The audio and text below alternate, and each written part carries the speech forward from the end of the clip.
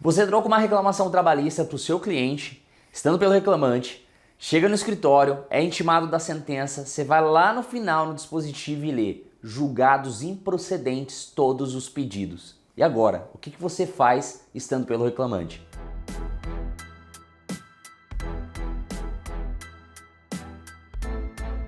Ou seja bem-vindo ao nosso vídeo especial aqui do nosso canal do YouTube, Advocacia na Prática. Hoje eu vou falar sobre recurso ordinário, que é um dos recursos para você tentar a revisão da sua sentença ou acordo, caso você tenha distribuído uma ação de competência originária do Tribunal Regional do Trabalho.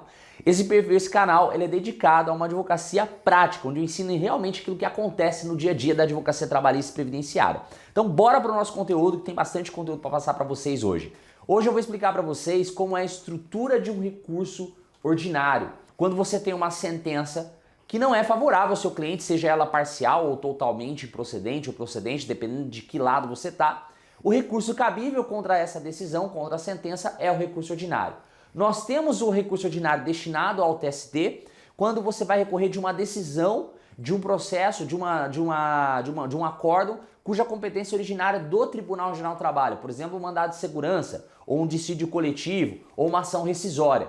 E aí cabe o recurso ordinário para o TST. Mas a gente vai se ater aqui ao recurso ordinário que a gente interpõe na vara do trabalho, onde você tem uma sentença parcialmente procedente ou improcedente, dependendo de que lado você esteja, você vai interpor o recurso. Esse é o termo, o verbo correto, a interposição de um recurso ordinário, porque você vai interpor ele para a instância superior, mas vai distribuir ele, vai interpor ele no juízo ACO, que é o juízo que proferiu aquela sentença, tá? E tem uma estrutura lógica dentro do recurso ordinário que você tem que ficar atento, mas também você precisa jogar muito bem com os efeitos do recurso ordinário, com os efeitos dos recursos em geral, mas a gente vai falar especificamente do recurso ordinário, que é o efeito devolutivo, o efeito suspensivo e o efeito translativo do recurso. A gente vai dividir aqui a nossa aula para poder falar primeiro dessa parte teórica do recurso e depois da parte prática, onde eu vou ensinar cada um dos requisitos, cada um dos tópicos do seu recurso ordinário, tá? Bom, escrever um recurso ordinário não é uma tarefa complexa, mas também não é uma coisa simples. Você não pode negligenciar a formalidade do recurso, porque isso é um dos pressupostos recursais, um dos pressupostos de admissibilidade do recurso ordinário, seja analisado no juízo ACO, seja no juízo adquem. Tiago, o que é juízo ACO e o que é juízo adquem? Se você está começando agora na advocacia, basicamente juízo ACO é o juízo que proferiu a sentença, que vai ser objeto de recurso, e o juiz adquem é quem vai ter de novo toda a matéria para ser discutida e revisada aquela sentença, que é o Tribunal Regional do Trabalho. Então o juiz ACO aqui no recurso ordinário são as varas do trabalho e o juiz adquem o Tribunal Regional do Trabalho, o colegiado que vai analisar aquela sentença por meio da provocação no RO. E o RO ele tem força de ação, ou seja, você vai devolver para o tribunal todas as condições que o juiz ACO teve para poder julgar a matéria. Por isso que ele é um recurso de fundamentação livre. Você não tem ali na lei delimitando quais matérias objetivas você vai discutir no recurso ordinário, como é o caso do recurso de revista. Existem as hipóteses de cabimento do recurso de revista, previsto lá no artigo 896. Só que no recurso ordinário não. Basta a mera insurgência, mero inconformismo, dizendo que não concordo. Lógico que você vai ter que fundamentar, né? E aí você faz um recurso ordinário. Dica prática para você não correr o risco de ter o seu recurso ordinário indeferido liminarmente no tribunal. Você não pode usar as razões da contestação ou da inicial, copiar lá a fundamentação da sua petição para poder usar nas razões recursais. Tá? Isso está previsto no Código de Processo Civil. Usando isso, o seu recurso não vai ser analisado, tá? Como assim, Thiago? Você pega a contestação inteira, copia ela e coloca nas razões recursais. Não pode. Você tem que atacar os fundamentos da sentença, tá? Lógico que você não precisa esgotar, porque um dos efeitos do recurso ordinário é o efeito devolutivo em profundidade. O tribunal vai analisar questões que você possa não ter levantado no capítulo da sentença que você está impugnando, lá nas razões recursais. Bom, vamos lá. Por que eu falo que você tem que entender os efeitos do recurso ordinário? Para você saber escrever as suas razões recursais. Primeiro efeito, que é o efeito devolutivo, onde você devolve para o tribunal as matérias que vão ser rediscutidas para ele reanalisar todas as questões de fato e de prova e de direito e proferir uma nova decisão. E tem um efeito interessante que é o efeito obstativo, que ele vai impedir o trânsito em julgado. daquela sentença, que é um dos efeitos também do recurso ordinário.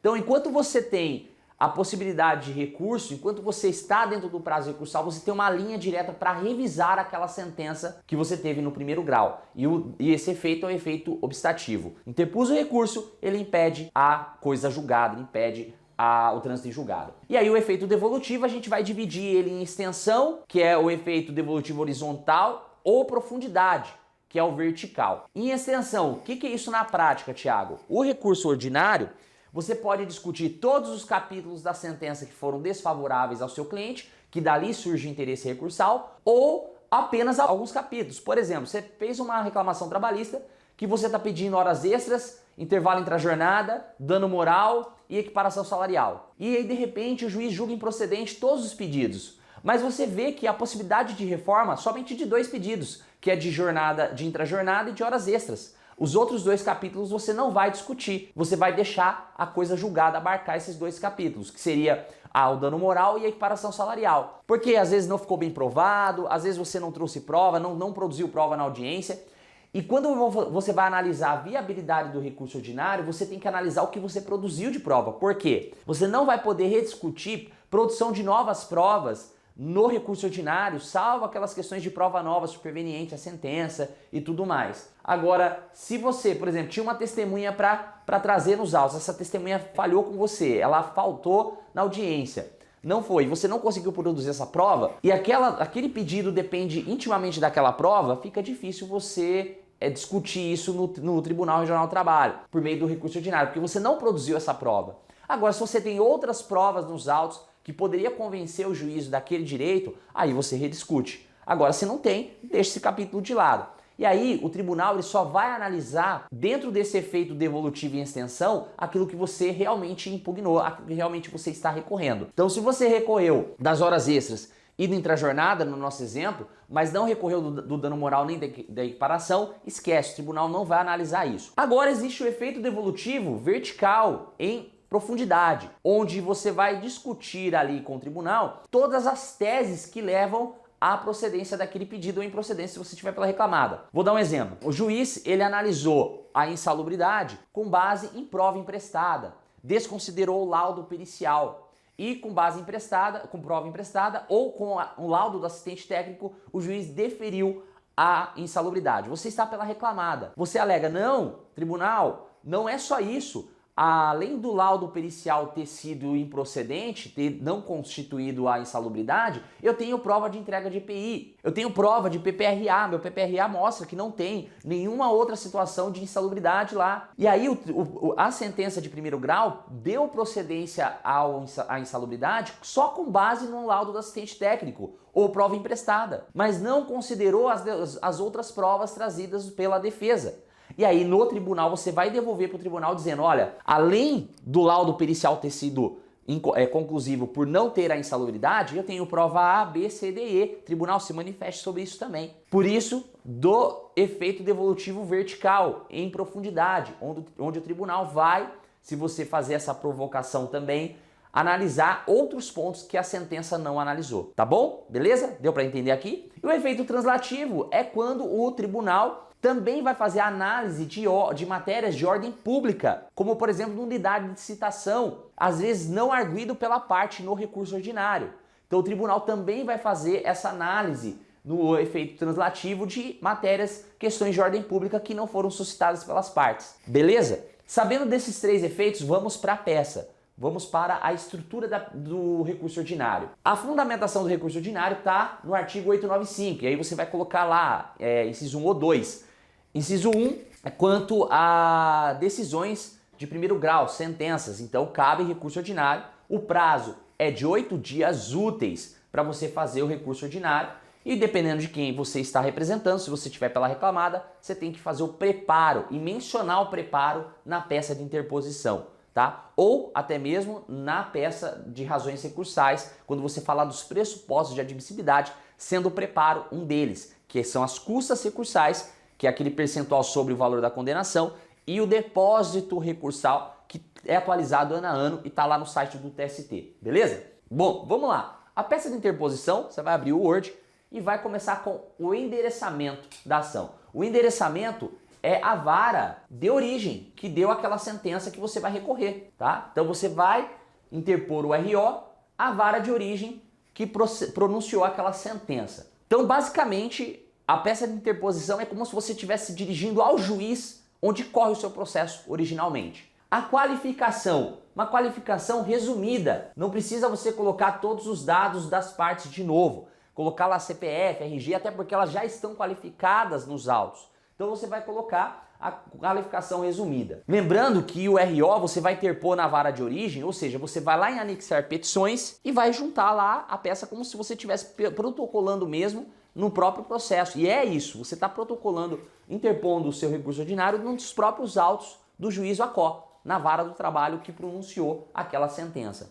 E aí na qualificação você vai colocar lá o fulano de tal, já devidamente qualificado nos autos, em epígrafe, vem a presença de Vossa Excelência, com fulcro no artigo 895, inciso 1 da CLT, interpor recurso ordinário contra a decisão de primeiro grau, requerendo desde já o conhecimento do recurso, recebimento do recurso e a remessa das razões recursais ao egrégio Tribunal Regional do Trabalho, tá? Então você vai fazer uma qualificação resumida. E os requerimentos que você vai fazer nessa peça de ingresso, aí fica a critério de estilo do advogado. Aqui você pode já falar sobre os pressupostos de admissibilidade, que é a tempestividade. Lembram lá o que é tempestividade? Tempestividade é o recurso foi interposto dentro do prazo legal, aí você vai trazer lá no pressuposto de admissibilidade e tempestividade. A sentença foi proferida no dia tal, o prazo recursal iniciou-se no dia tal e a interposição do recurso está sendo realizada no dia tal. Logo, atendidos o pressuposto da tempestividade, o pressuposto de admissibilidade da tempestividade, tá? Você pode já falar do preparo, se você tiver pela reclamada, ou até mesmo pelo reclamante. Por quê? Aqui, o reclamante que ele não teve a gratuidade judiciária deferida, ele teria que pagar as custas recursais. Se você vai discutir a gratuidade no tribunal também, você já pode abrir um tópico da ausência de preparo. O reclamante teve um pedido de gratuidade judiciária indeferido. Entretanto, o objeto do presente recurso é a reanálise dos requisitos para a concessão da gratuidade judiciária. Traz lá uma jurisprudência do seu tribunal, tem jurisprudência a favor. Quando você vai rediscutir a gratuidade, não há necessidade de preparo. E pede lá logo, requer a remessa dos autos ao juízo adquém para análise do mérito do recurso. Tiago, o juiz indeferiu porque não teve o preparo. Indeferiu o segmento do recurso. O que eu vou fazer? Agravo de instrumento. Aí é matéria para um outro vídeo. Então, nos requerimentos você vai poder discutir essas duas coisas aqui e você ao final vai pedir para receber o recurso e fazer a remessa ao TRT. Que lá no TRT ele vai conhecer do recurso e dar provimento ou não provimento ao recurso, tá bom? Então essa é a peça de interposição e aí finalização, local, data, OAB e nome do advogado e assinatura se você quiser. E agora a gente vai para o filé do recurso ordinário, que é a razões recursais. Nas razões recursais também depende muito de estilo, de escrita, cada um tem um modelo diferente. O que eu uso aqui é essa estrutura. Primeiro eu começo com os dados do processo, coloco lá recorrente, recorrido, vara de origem e número do processo. Isso aqui a gente herdou da época do processo físico. Quando chegava lá no tribunal, chegava o volume dos autos físico, tinha lá a peça de interposição, que era um protocolo que você fazia aqui na vara de origem, chegava lá no tribunal, tinha todos os dados, se batia os dados com a capa do processo. Então, basicamente, eu colocava esses dados. Seria recorrente, recorrido, origem e número do processo. Esse número do processo, quando você faz um recurso ordinário, é o mesmo número do processo lá na distribuição na vara de origem, tá? Não vai mudar o número. Fiquem atentos com isso. Então, você vai colocar o número, que é aquele padrão CNJ, tá? E aí você vai colocar o número do processo. E aí eu faço o cumprimento, egrégio tribunal, colenda turma, nobres julgadores, e aí eu trago ali, muito embora o belo trabalho do juízo ACO nas suas sentenças, nesta senda, neste particular, o recorrente não concorda, discorda da decisão que julgou procedente ou improcedente os pedidos tal, razão pela qual requer, após análise do recurso, o seu provimento para a reforma total da decisão ACO, do juízo ACO. Ponto. E aí eu passo para a síntese processual. Eu trago aqui uma síntese da demanda. Em primeiro grau, o reclamante buscou a condenação da reclamada no pagamento de tal. Entretanto, após a instrução processual, o reclamante teve improcedentes os seguintes pedidos, os quais serão objetos do presente recurso. Ponto. Aí eu venho para o tópico de pressupostos de admissibilidade. Se eu tiver alguma intercorrência, por exemplo, tempestividade do recurso, teve ali algum dia que teve indisponibilidade sistêmica e o meu prazo dilatou, eu vou pegar uma certidão lá no site do Tribunal Regional do Trabalho e vou explicar isso aqui. Ou teve algum feriado municipal que eu não pude fazer a interposição lá. Aquele dia a vara do trabalho expediu ali alguma portaria dizendo que não teria expediente forense. E aí ficaria suspenso aquele dia de prazo. Você tem que provar isso no recurso ordinário. Você tem que juntar lá a portaria, tem que juntar ali o decreto municipal que trouxe o feriado, ou até mesmo uma situação de força maior, uma enchente, uma tempestade, aquele dia nada funcionou na vara e aí suspendeu o prazo. Você tem que provar isso na hora de você colocar aqui o pressuposto de admissibilidade, por exemplo, da tempestividade. Por que protraiu o seu prazo recursal? Para que o tribunal entenda que ainda está dentro do prazo. Preparo também, às vezes você tem o preparo ali, estando por várias reclamadas, o preparo é único, você vai pagar o depósito recursal por uma das reclamadas do grupo econômico, e aí você também vai discutir aqui no pressuposto de admissibilidade. Uma das coisas que eu faço, já pensando no recurso de revista, é o pré-questionamento, e eu faço isso em tópico apartado. Por quê? Para dar destaque e chamar a atenção do tribunal, para que o tribunal já se manifeste sobre aquela matéria do direito objetivo violado, tá? Lembram, um dos pressupostos de admissibilidade do recurso de revista é o pré-questionamento da matéria, uma decisão prévia acerca daquele direito objetivo violado. Então, por exemplo, se na minha peça, na sentença, eu entendo que o juiz violou o artigo 5º, o artigo 7º, algum inciso lá que fala, por exemplo, sobre horas extras. O juiz não concedeu as horas extras e julgou contrário ali o percentual previsto, 50%, 30%, 40% de adicional de horas extras. E o juiz julgou contrário ao que está previsto na Constituição Federal ou até mesmo em lei federal. Alguma das violações que a gente está acostumado no recurso de revista eu já vou discutir aqui, pedindo para que o tribunal se manifeste. Então, fica desde já pré-questionada a matéria quanto ao intervalo intrajornada não concedido pelo juiz o ACO, contrariando o artigo 71, parágrafo 4º da CLT. Requer deste tribunal a sua manifestação quanto ao pré-questionamento. Tá? Então você vai fazer, eu estou falando aqui, pessoal, mas lógico que quando você vai escrever a peça, você tem que ser um pouco mais criativo, né? Mas eu estou dando mais ou menos um exemplo para você de como você discute o pré-questionamento. E aí, a gente vai arguir as nulidades. Se eu tivesse em contrarrazões de recurso, eu poderia arguir as preliminares quanto aos pressupostos recursais, aos pressupostos de admissibilidade. Por exemplo, eu estou pela parte contrária recorrido. Eu estou pelo recorrido. Eu vou fazer as minhas contrarrazões ao recurso ordinário do recorrente. Vamos supor que o recorrente não faz o preparo da forma correta. Então, nas minhas contrarrazões, eu vou arguir uma preliminar, porque a preliminar aqui, uma preliminar de mérito no recurso ordinário, não é a discussão de nulidades, e sim a discussão de pressupostos de admissibilidade, onde eu vou falar para o tribunal, não foi preenchido o pressuposto de admissibilidade do preparo, porque o recorrente recolheu a menor. Ou não recolheu. E eu vou pedir a deserção, a aplicação da deserção no recurso. Então, nas minhas contrarrazões, eu vou discutir em preliminares ali algum pressuposto de admissibilidade que não foi preenchido pela parte recorrente. Cabimento, interesse recursal, formalidade, tudo mais. Beleza? Já as nulidades têm a ver com erro no procedimento. Como assim, Thiago? Por exemplo, juiz indeferiu uma prova, que era importante. O juiz indeferiu, por exemplo, a prova pericial.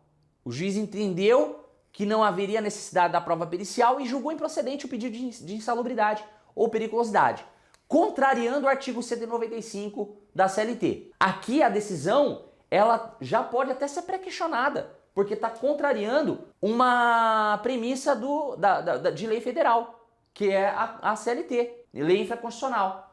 Então eu já posso pré-questionar que a matéria, a sentença, ela viola ali o artigo 195, que diz o seguinte, que quando há pedido de insalubridade, deve ser feita a perícia no local da empresa, salvo situações que a empresa, por exemplo, fechou, extinguiu o local, mas se a empresa funciona, deve ser feito a perícia lá. Então eu já posso discutir o pré-questionamento aqui e já vou trazer aqui para o tribunal cerceamento de defesa. A decisão atenta quanto ao princípio do contraditório e da ampla defesa. E aqui eu vou arguir uma nulidade, porque houve um erro no procedimento da ação. E aí eu vou arguir as nulidades ali nas minhas razões recursais. E para finalizar, eu vou discutir o mérito, e aí você vai abrir um tópico, por exemplo, das horas extras. Você vai abrir outro tópico, do dano moral. E aí você vai discutir o mérito do recurso. Então, se eu estou recorrendo de horas extras e dano moral, eu vou abrir um tópico para cada. Vou trazer uma síntese processual, uma síntese do que aconteceu, na verdade, uma síntese da demanda. Vou dizer qual que é, vou transcrever o trecho da decisão que eu vou recorrer, que eu não concordo.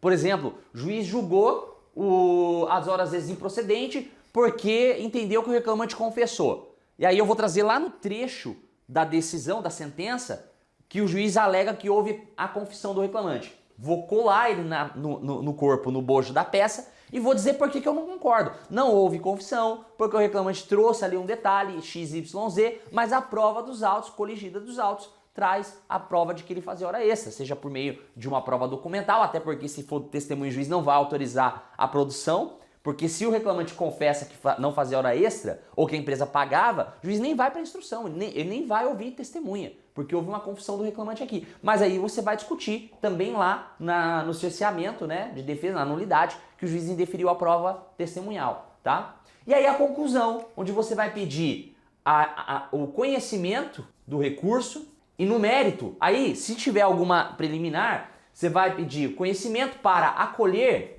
as preliminares, se tiver, e as nulidades, pedido para retornar os autos à vara de origem. E aí, de forma subsidiária, você vai fazer, caso superadas as teses acima, caso superada a tese de preliminar e de nulidade, requer o conhecimento do recurso é provimento. Provimento, esse é o termo, do recurso para reformar a sentença e condenar reclamado no pagamento de horas extras e dano moral. Aí finaliza lá com local e data, OAB e assinatura digital. É muito simples a conclusão do recurso ordinário. Você vai pedir o conhecimento do recurso e acolher as preliminares ou a nulidade, retornando os autos à vara de origem para tanto, porque dependendo de qual que é a nulidade. Por exemplo, se eu peço a nulidade do laudo pericial e nomeação de um novo perito, então eu vou pedir a nulidade da perícia, da sentença, anulando todos os atos desde a nomeação do perito. Retorno aos autos à vara de origem para a nomeação de um novo perito e a realização de nova perícia. E, caso superadas as teses acima, requer o provimento do recurso para a condenação da reclamada nas horas extras e no dano moral. E olha que interessante, o próprio tribunal ele pode já analisar o mérito daquela decisão, daquele pedido, mesmo ele analisando uma nulidade, ao invés de retornar os autos à vara de origem. Vou dar um exemplo. Às vezes o juiz ele julga improcedente porque não foi produzida uma determinada prova. Pedido de horas extras, por exemplo. Não foi produzida a prova oral, prova testemunhal. Houve uma confissão. O próprio tribunal pode reformar a sentença dizendo o seguinte: há nulidade aqui, mas no mérito existem outros elementos probatórios que me convencem de que ele tem direito às horas extras. E dá provimento ao recurso. Lembrando que a questão do pré-questionamento, esqueci de falar isso, você não precisa indicar exatamente o artigo que foi violado, tá? Basta você transcrever ali o trecho que você quer pré-questionar já aquele direito, invocar o direito objetivo que foi violado, tá ok? Então é isso, se você gostou do nosso vídeo, se inscreva aqui no canal, curta, ativa o lembrete que todas as vezes que a gente soltar um vídeo novo aqui você vai ser avisado e vai aprender pura prática trabalhista. Um abraço, até mais!